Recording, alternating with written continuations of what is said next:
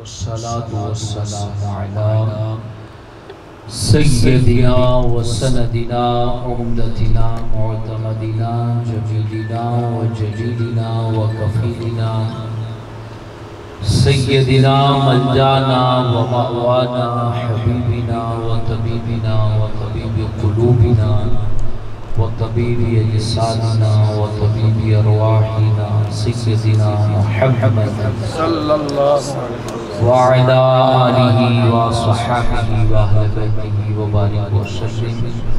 अम्मा बाद फ़अऊज़ु बिल्लाहि मिनश शैतानिर रजीम। बिस्मिल्लाहिर रहमानिर रहीम।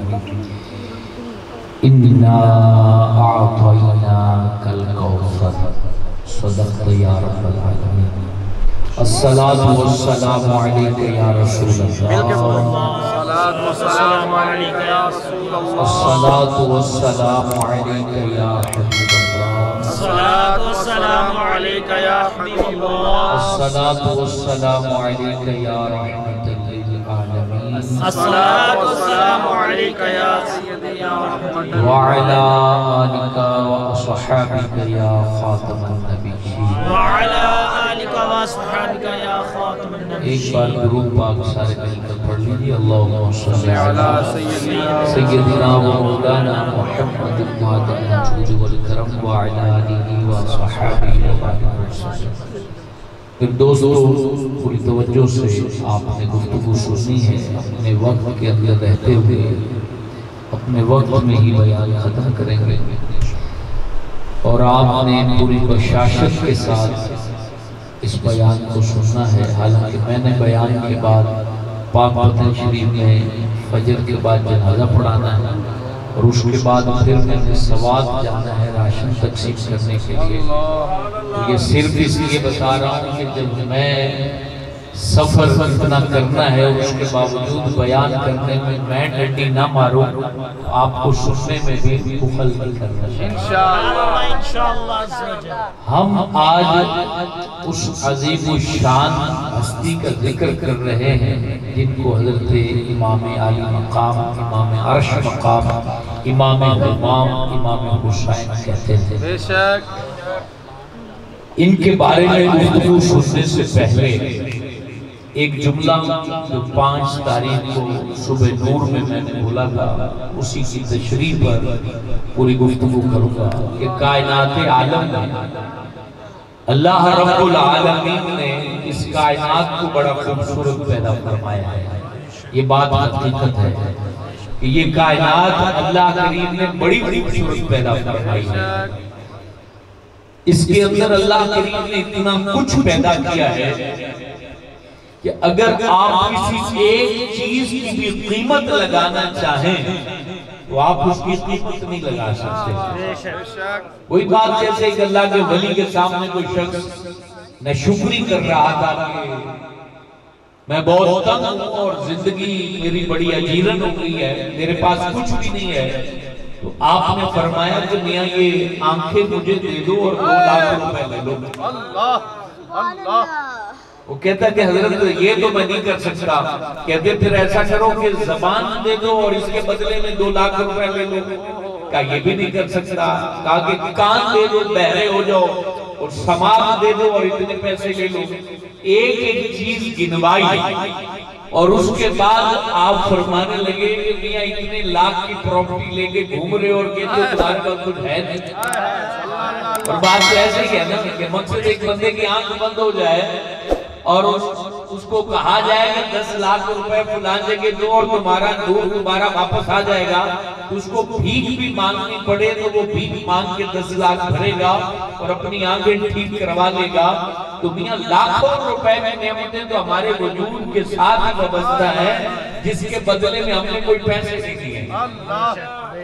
यानी जब कोरोना का मामला हुआ था तो उस वक्त ऑक्सीजन के जो सिलेंडर लाए जाते थे, एक सिलेंडर लाखों रुपए का आता था और लोगों ने वो पैसे भरे भी और सुभान अल्लाह रोजाना लाखों रुपए की ऑक्सीजन हम इस्तेमाल कर रहे हैं और कार्बन डाई बाहर निकाल रहे हैं।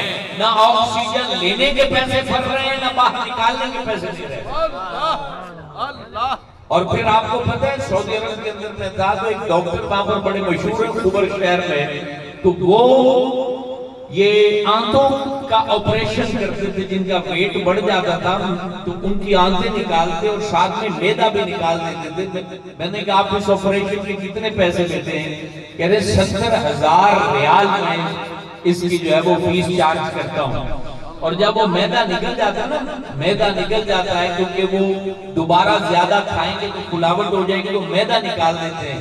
कहते हैं इसके निकल जाने के बाद आधी से आधी रोटी बंदे को खानी होती है और उसको भी हजम करने के लिए गोली खानी पड़ती है। अंदाजा लगाएं 70,000 रियाल ऑपरेशन का, फिर जिंदगी भर हजम करने के लिए गोली खानी पड़ती है, फिर 2 लुक़मे हजम होते हैं। ऐ बंदा खुदा तेरे मैदे में बोटियां हजम हो रही हैं, खाना हजम हो रहा है, सुबह शाम तो अल्लाह की नेमतें खा रहा है, फिर भी ना शुक्री करता है और फिर भी शिकवे करता है, फिर भी कहता है कि मेरे पास कुछ भी नहीं। ऐ अल्लाह के बंदे, अगर रब ने कह दिया कि हाँ कुछ नहीं तो फिर कुछ नहीं, तो फिर किधर जाएगा? तो अलगर्ज मेरा ये मौजू नहीं है, वरना अगर नेमत इलाही पर मैं गुफ्तगू करूं तो फिर ये बयान उसी से चला जाएगा।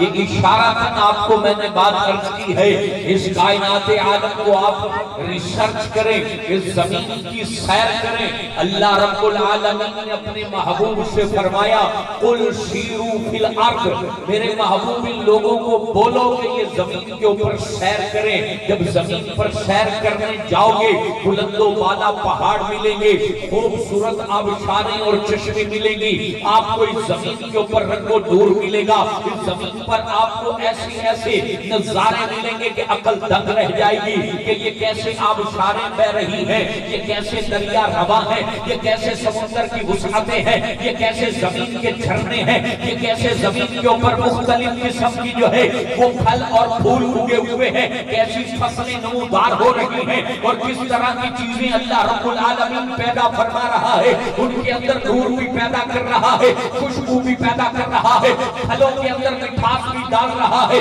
उनके अंदर शिफा भी डाल रहा है, सेहत के राज भी डाल रहा है, शहद की मक्खी के पेट के अंदर जो है शहद को भी पैदा फरमा रहा है। अलगर्ज जमीन की तमाम चीजों को देखते हैं तो अकल हैरान हो जाती है, सितारों की तरफ जाते हैं तो अकल हैरान हो जाती है, साइंस हैरान है। इस वुसअतों में बड़ी बड़ी दूरबीनें भेजी गई, लेकिन इस वुसअतों को माप न सके, बड़े बड़े खलाई जहाज भेजे गए, लेकिन रब की इस खजा और इस कायनात की वुसअतों को माप न सके, रात को जान न सके। अगर सूरज को देखे तो उसकी गर्मी का अंदाजा कोई लगा नहीं सकता, चांद को देखे तो उसकी चांदनी की अंदर जो नूर और रमक और चाशनी है उसका अंदाजा कोई नहीं लगा सकता।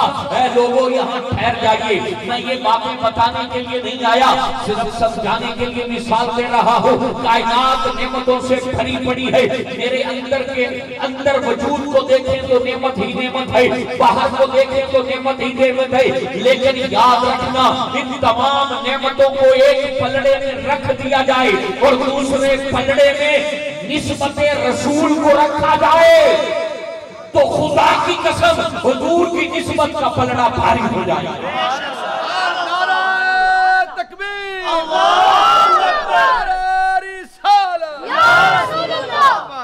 मेरे दोस्तों, कायनात जितनी भी बनी है वो सिर्फ और सिर्फ नबी पाक की वजह से बनी है।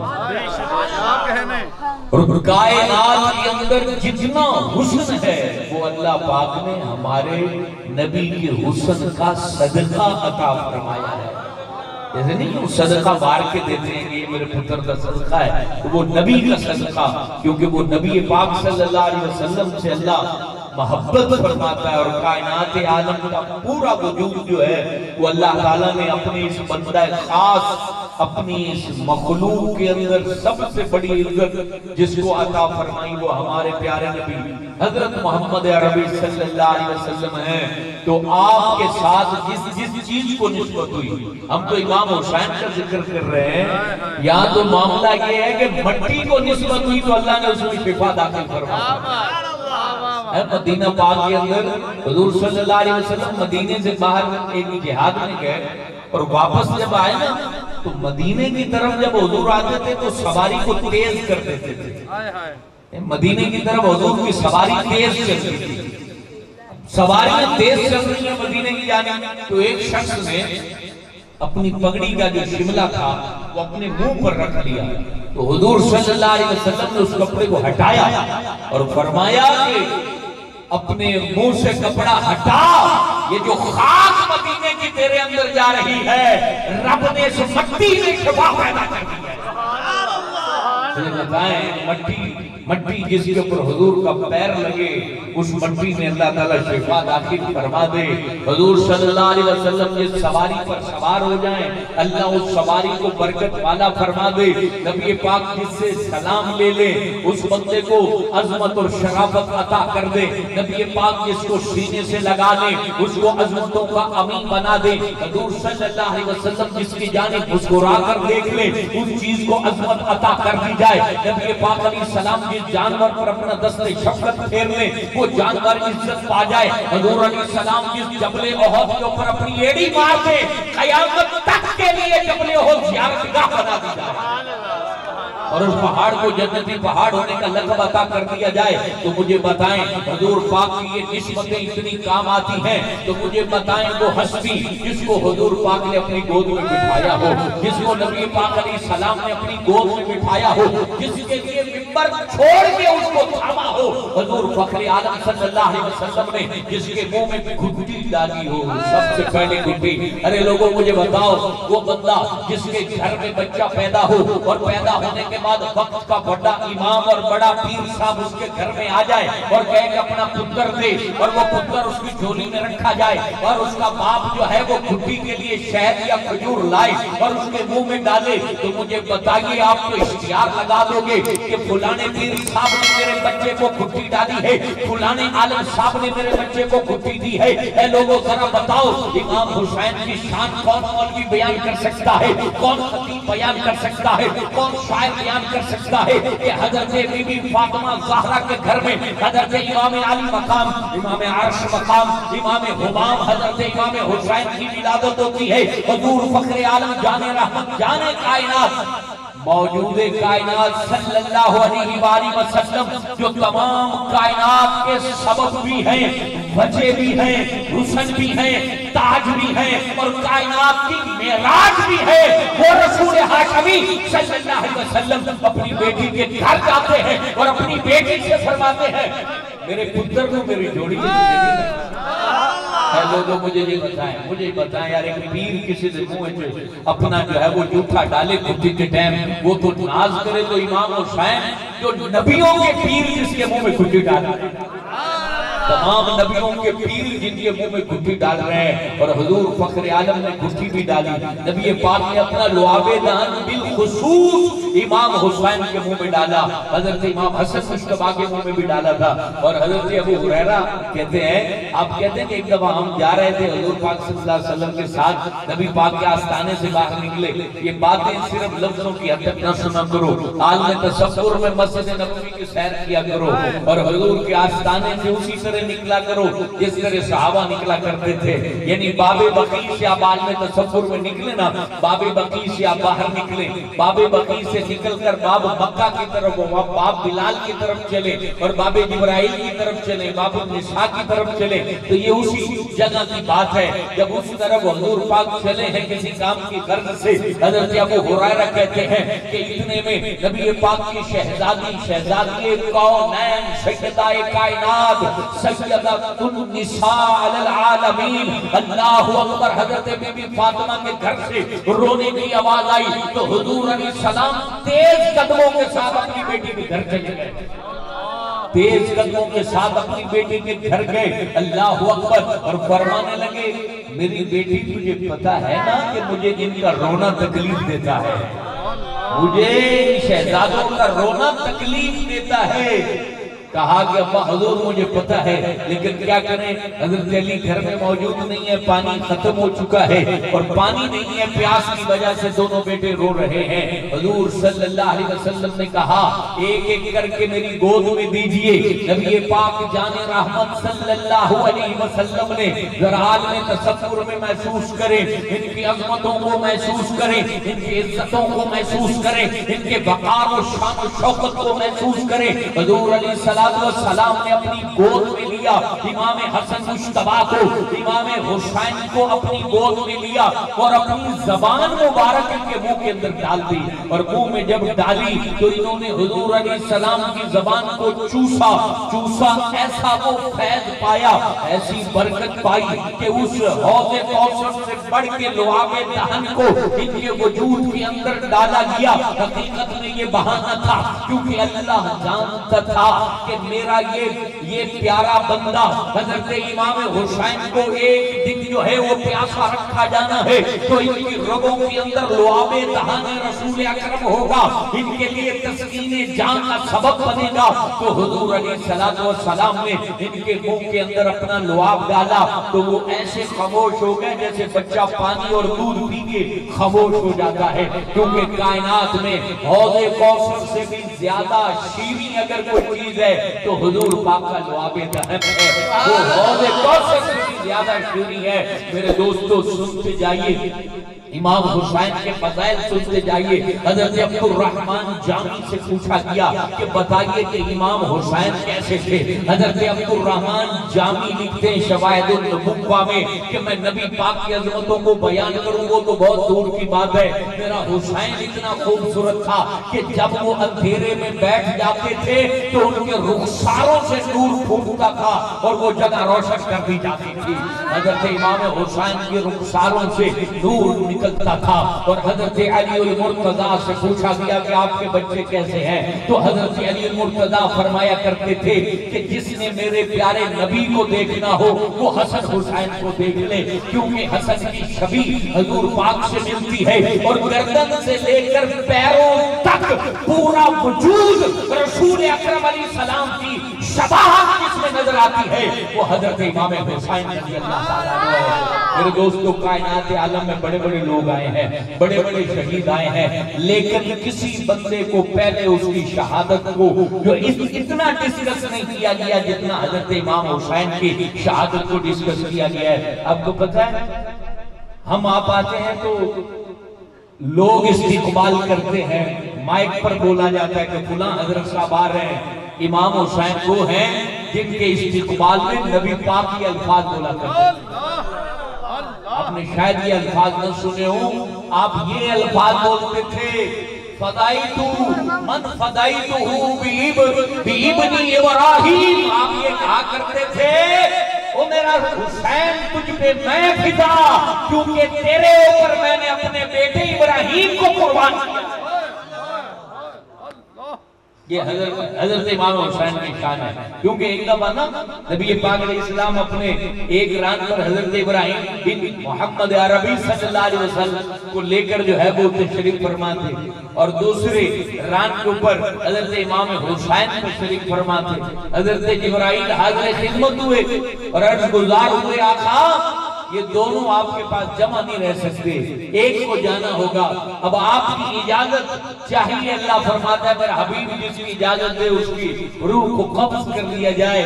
तो हुजूर जाने रहमत अलैहिस्सलाम को जाहिर सी बात है, बेटा भी प्यारा है, नवासा भी प्यारा है, तो हुजूर अलैहिस्सलाम ने कहा मेरे बेटे की रूह को कब्ज कर लिया जाए। तो हजरत इब्राहीम की रूह को कब्ज कर लिया गया। तो फिर जब भी हजरत इमाम हुसैन नबी पाक को नजर आते थे तो हुजूर फरमाया करते थे, फदाइतु ओ पुत्रा तेरे ते मैं कुर्बान जावा, फदाइतुहु बिइब्नी इब्राहीम, मैंने तेरे ऊपर अपने बेटे इब्राहीम को कुर्बान किया है। अल्लाहु अकबर। ये प्यारे हुसैन है मेरे दोस्तों, जिनका जिक्र करने के लिए हम यहाँ बैठे हैं, और हम इनका जिक्र करके इनकी शान को बुलंद नहीं कर रहे, हम तो अपनी अजमतों के चर्चे कर रहे हैं। वरना ये वो हस्ती हैं कि करबला के मैदान को जरा मुताला कीजिए। मेरे पास चूंकि वक्त कलील है, करबला के मैदान की तरफ चलिए, और करबला के मैदान में 61 सने हिजरी और मुहर्रमुल हराम का महीना आप करबला को जरा पढ़े कि इमाम आली मकाम, इमाम अर्श मकाम कितनी बड़ी हस्ती है कि जिनके लिए इनके करीबी साथियों ने किस तरीके से अपनी जानों के नजराने पेश किए। यहाँ तक के सहाबी रसूल हजरत मुस्लिम बिन औसिजा असदी रदियल्लाहु ताला अन्हु जब 10 मुहर्रमुल हराम की रात थी तो आप अपने प्यारे इमाम हजरत इमाम हुसैन के खैमे के बाहर हाजिर होते हैं, और इमाम हुसैन रदियल्लाहु ताला अन्हु जब बाहर निकलते हैं, हजरत मुस्लिम बिन औसिजा ये वो सहाबी उस वक्त इनकी 80 साल कमोबेश उम्र थी, 80 से 90 साल के दरमियान उम्र थी। जरा गौर से सुनिएगा मेरे नौजवान साथियों, अपनी जिंदगियों को दुरुस्त राह पर ले आइए।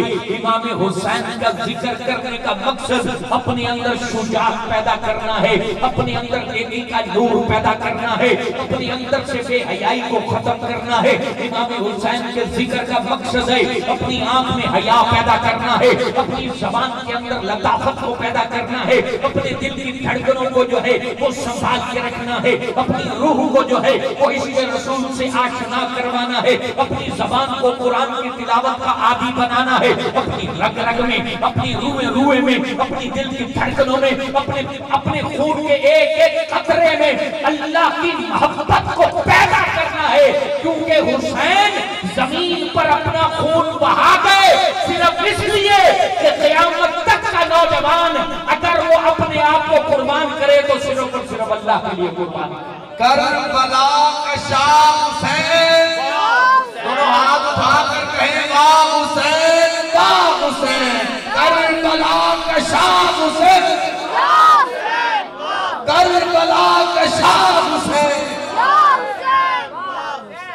अच्छा, आज बड़ी अजीब बात है, इमाम हुसैन को फिरकों की अलामत बना दिया गया और झगड़ों की अलामत बना दिया।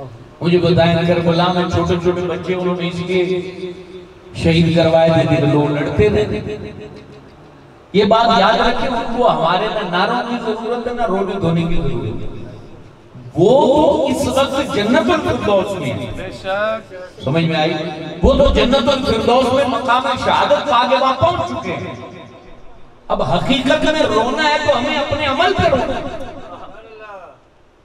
हमें तड़पना है तो अपने अमल पे तड़पना है कि जिस काम की खातिर इतनी बड़ी हस्ती ने अपनी गर्दन कटवाई, वो काम पसे पुष्प डाल के हम जो रोए चले जा रहे।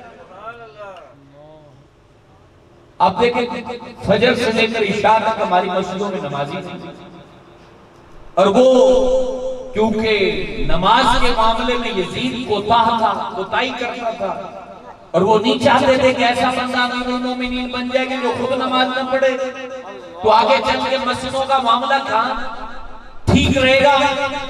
उन्होंने कुर्बानी दी।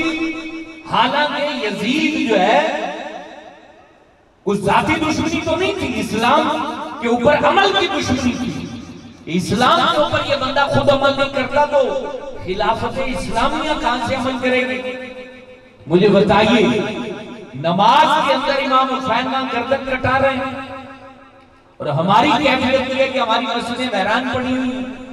फजर के अंदर 5 बंदों से छठा बंदा नजर नहीं आता। हमारा माशरा किस तरफ जा रहा है? रिश्वतखोरी की तरफ जा रहा है, बेईमानी की तरफ जा रहा है, बदअमनी की तरफ जा रहा है। मुझे बताएं, गली गली कूचा कूचा करिया करिया जो डकैतियां हो रही हैं, जो चोरियां हो रही हैं, वो क्या हिंदू कर रहे हैं? ये कलमा पढ़ने वाले हैं। वो कलमा पढ़ने वालों के घरों में पैदा हुए हैं, उनके घरों में कुरान भी है। जो डकैतियां कर रहे हैं, डकैतियों के दौरान कत्ल कर रहे हैं। मुझे ये बताइए, जो हमारे इलाकों में शराबें बिक रही हैं, जो शराबों के धंधे हो रहे हैं, जो नशे का कारोबार हो रहा है, कौन लोग हैं? वो कलिमा भी पढ़ते हैं, हो सकता है सबीले भी लगाते हो, उनके घर में कुरान भी है, लेकिन नशा कितना आम हो गया इसका अंदाजा हम सबको है। नौजवान बर्बाद हो रहे हैं और ये इन बातों की तरफ तवज्जो नहीं है। हम कहते हैं कि हमने इमाम हुसैन का नारा लगा दिया, बस वो खुश हो गए। वो मियां नारे के लिए तो उन्होंने अपनी गर्दन कटवाई नहीं, उनको तो अपनी वाह की जरूरत ही नहीं थी, उनको तो अपनी चाह की जरूरत ही नहीं थी। वो तो अल्लाह वाले थे, अल्लाह का नाम बुलंद करना चाहते थे, अल्लाह वाला बनाना चाहते थे, अल्लाह की राह पे चलाना चाहते थे, सिराते मुस्तकीम के अमीन थे, सिराते मुस्तकीम के नूर थे, सिराते मुस्तकीम दिखा के गए, सिराते मुस्तकीम पे चला के गए। तो मुझे बताइए, जो बंदा शराब पीता हो, शराब बेचता हो, जिना करता हो, जिना के अड्डे चलाता हो, जो रिश्वतखोर हो, जो जनाब लोगों से रिश्वत लेके सिग्नेचर करता हो, गलत फैसले करता हो, खुदा की कसम ना उसको इमाम हुसैन से खर्च है, ना इमाम हुसैन को उससे खर्च है। हमारा मुल्क कहां खड़ा हुआ है? सबसे ज्यादा महफिलें हमारे मुल्क में होती हैं, सबसे ज्यादा हाजी हमारे मुल्क में है, सबसे बड़ी बड़ी बातें करने वाले हमारे मुल्क में है। लेकिन आप देख लीजिए, अभी मुझे वो दिल पर चोट लगी ये चीजें देख के कि ये जितने पहाड़ी इलाके में सैलाब आया है, अंग्रेजों ने जो पुलें बनाई थी वो उसी तरह खड़ी है, और हम मुसलमानों ने जो बनाई वो पानी बहा के नहीं किया। हालांकि उस वक्त तो इतना मटेरियल भी यानी कि जदीद किस्म का नहीं था। क्या वजह है? रिश्वत। एक रोड बनता है, अभी उसका टेंडर क्लियर नहीं होता, पीछे से टूटना शुरू हो जाता है। क्यों? क्योंकि जिस वजीर ने उसको पास किया है वो भी रिश्वत लेता है, जो उसके नीचे अमला है वो भी रिश्वत लेता है, उसके नीचे जो ठेकेदार है वो भी रिश्वत लेता है। कोई मौलवी हो, कोई हाजी हो, कोई मुफ्ती हो, कोई पीर हो, याद रखें, नबी की आंखों को वही ठंडक पहुंचा सकता है जो नबी की बातों पे अमल करे। हमारे प्यारे इमाम हुसैन ने ये सारी कुर्बानियां दीन की खातिर दी हैं, और उनके साथियों ने कितनी बड़ी बड़ी कुर्बानियां दी, उसकी एक झलक पेश कर रहा हूं। हजरत मुस्लिम बिन औसिजा जो थे वो हुजूर हजरत इमाम हुसैन के खैमे के बाहर खड़े हैं, रात का वक्त है, 80 से 90 साल के दरमियान इनकी उम्र है, और नबी के सहाबी हैं। और इमाम हुसैन जब बाहर निकले ना तो फरमाने लगे, चाचा जान, क्योंकि ये हजरत अली के साथी थे, हजरत मुस्लिम बिन औसिजा असदी, चाचा जान आप ज़ईफ़ुल उम्र हैं, बूढ़े हैं, सुबह जंग लग जाएगी। और ये रहने वाले भी कूफा के थे, इनके अबाओ अजदाद यमन के थे, लेकिन यमन से हजरत अली के पास रहने के लिए फिर ये कूफा आ गए थे, और फिर कूफा में इनका कबीला पूरा रहा। तो उन्होंने कहा कि चाचा जान आप चले जाइए, क्योंकि जाहिर सी बात है सुबह जंग लगेगी, लड़ाई हो जाएगी, झगड़ा हो जाएगा, तो आप बूढ़े हैं, तलवार चलानी है, तो आप तकलीफ में आ जाएंगे। अल्लाह अकबर। हजरत मुस्लिम बिन औसिजा, अब मुझे बताएं कि जिसकी खातिर आपने लड़ना हो वही आपसे कह दे कि आप यहाँ से चले जाएं, तो मुझे बताएं, बंदा तो कहेगा कि यार जल्दी से चले जाना चाहिए, भाग जाना चाहिए। जान किसको अजीज नहीं होती, जान किसको प्यारी नहीं होती। तो हजरत मुस्लिम बिन औसिजा ने क्या कहा? हजरत मुस्लिम बिन औसिजा ने जो है वो लिया, अपना चादर ली और उसको अपने यहाँ पर उसको बांध दिया, अपने माथे पर बांध दिया, और अपनी जो सफेद भमें थी उसको जो है छुपा दिया। अब्दुल्ला भाई गाड़ी आप साइड पर। तो हजरत मुस्लिम बिन औसिजा बड़ी खूबसूरत बात ये फरमाने जा रहे हैं, जरा गौर से सुनिएगा। एक बंदा उनको बोल दे कि मियां आप जो है आप चले जाएं, तो बंदे को तो जान अजीज होती है, उसको तो भाग जाना चाहिए। लेकिन हजरत मुस्लिम बिन औसिजा ने क्या किया? अपनी जो सफेद भमें थी ना उनको रुमाल बांधा, और एक चादर आपने कमर पर बांधी। तो पता है क्या फरमाने लगे? प्यारे हुसैन में कहां से बुरा लगता हूं, प्यारे हुसैन में कहां से बुरा लगता हूं, मैं जवान हूं और आपकी खातिर मैंने कुर्बानी देनी है। और फिर अजीब नजारे थे, सुबह गर्दनें कटनी थी, लेकिन ये हस्तियां रात के वक्त हजरत हबीब बिन मुजाहिर असदी, मुस्लिम बिन औसिजा, हजरत मुस्लिम बिन औसिजा और हबीब बिन मुजाहिर अपनी दाढ़ी पे कलफ लगा रहे थे और मजाक कर रहे थे। किसी ने कहा कि सुबह जंग होनी है और आप कलफ लगा रहे हैं और सुबह लड़ाई होनी है और आप मुस्कुरा रहे हैं। तो फरमाने लगे, मियां जन्नत के और हमारे दरमियान एक रात का फासला रह गया है।